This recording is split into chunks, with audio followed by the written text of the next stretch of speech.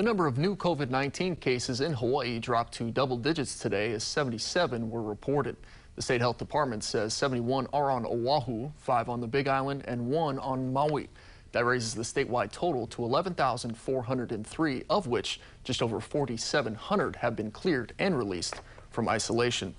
And the Department of Health cleared Lieutenant Governor Josh Green from being an active case yesterday, just 8 days after he tested positive for COVID-19.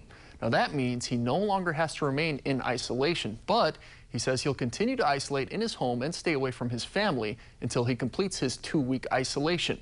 That's in one of his child's bedrooms.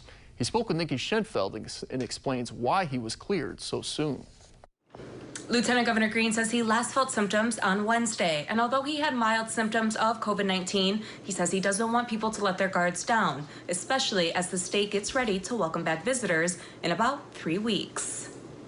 On Saturday, the Department of Health cleared Lieutenant Governor Green as an active case. If you have been asymptomatic with no fever for 48 hours or even 24 hours, 10 days after your first symptoms, you get released. So that's the CDC standard. So I was released. Green believes he caught the virus on Saturday, September 5th, while riding in a car with 2 state deputy sheriffs who were part of his security detail. One of them who may have been infected with COVID-19. Green said he started feeling overly fatigued on the 9th, just 1 day after that one deputy took a COVID-19 test. On Friday, September 11th, Green tested positive for COVID-19 and isolated himself. The same day, the deputy's test also came back positive. Green says he started feeling more fatigued and developed a cough a few days later, and says he last felt symptoms on September 16th. One of my staff members is still sick, and even though my family, tested negative, you always worry about them. And I'll feel good when it's been a full 2 weeks that they don't have any symptoms.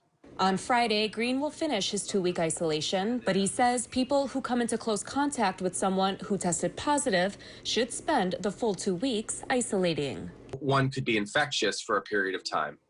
So I don't want people to be confused about it. In our case, we did it straight by the playbook. The moment anyone had a close contact, we isolated them and they got a test.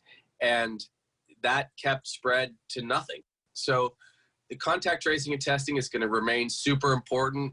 Green says he never developed a fever and had his family tested 5 days after his positive results for an accurate test. I asked how that would impact the pre-travel testing program, which requires anyone coming into Hawaii to be tested 72 hours in advance. It's probably about 1 out of 1,000 chance that someone who still travels had a test, it was a false negative, or they caught it in the window. And if they're asymptomatic, you're at very low risk. It's not nothing, but it's low. And if you wear a mask, which I would recommend to people on the plane, again, it's going to even further lower your risk. You're talking about very low risk then. Nikki Schenfeld, KHON2 News, working for Hawaii.